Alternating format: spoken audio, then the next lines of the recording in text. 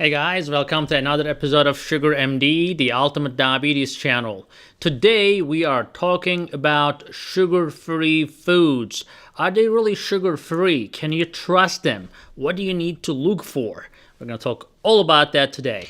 This is Dr. Ahmet Ergin. I am an endocrinologist, a diabetes specialist, and a diabetes educator. Let's get started, guys. Before we jump into this, guys, remember to give a thumbs up, remember to give a like to this video, and share if you like it. We will really like that too. Okay, so let's get started.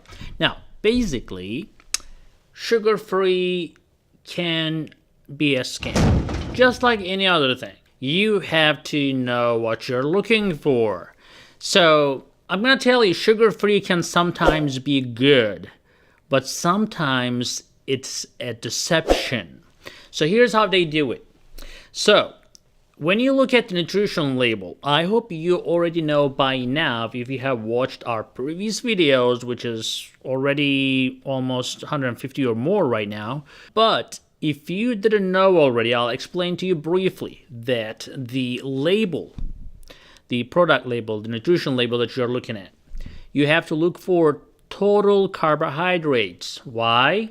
As we discuss in my Ultimate Diabetes book in detail, we talk about total carbohydrates and how they get converted into sugar. So those sugars are the carbohydrates turn into sugar, the glucose, and the glucose is absorbed in your intestines. So pretty much every carbohydrate goes and becomes sugar, minus the fibers. So you also have to look for a fiber content. At least look for 3 to 4 grams of fiber in anything you buy to make sure these fibers somewhat offset the effect of carbohydrates and slow the absorption of the carbohydrates. So you may see a label that says sugar-free or sugar less than 0 grams, but you may have up to 50 grams of carbohydrates per serving.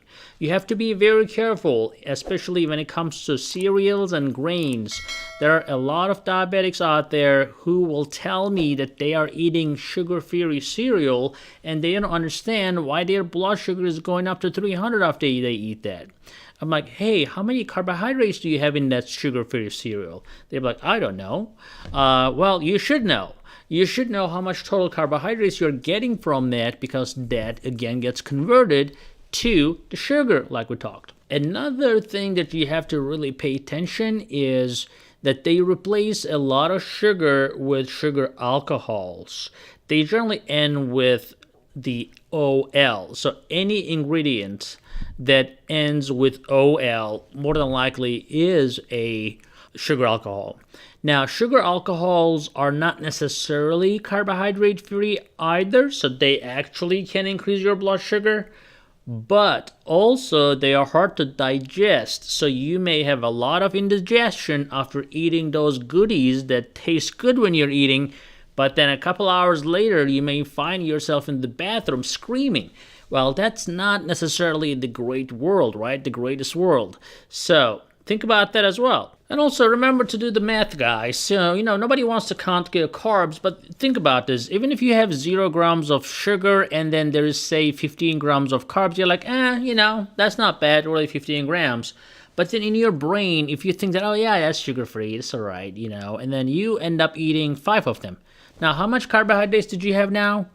75 grams of carbohydrates you just ingested because you thought it's not a big deal, there's no sugar in there. But as we talked, all these little carbohydrates that come in the package will turn into sugar. The bottom line, sugar-free food is not a free food, guys. So you can enjoy sugar-free food, sugar-free products, if they are low in carbohydrates and high in fiber. And the rule of thumb, if you're having as a snack less than 15-20 grams of carbs is the rule. And if you're having as a whole meal, I don't think if there's any whole meal that is sugar-free, but the bottom line is you want to keep your carbohydrates to as low as possible and increase the fiber as much as possible. That's going to give you the best results. And they're not always the best tasting. So if I'm gonna have really something sweet, I rather have a real sweet, maybe, you know, once in a blue moon, once a week, every other week, rather than, you know, trying to deceive myself with sugar-free food pretty much every day. So I hope that helps, guys. We'll see you in the next video. Before we go, remember to give a thumbs up and remember to check out our website at sugarmds.com.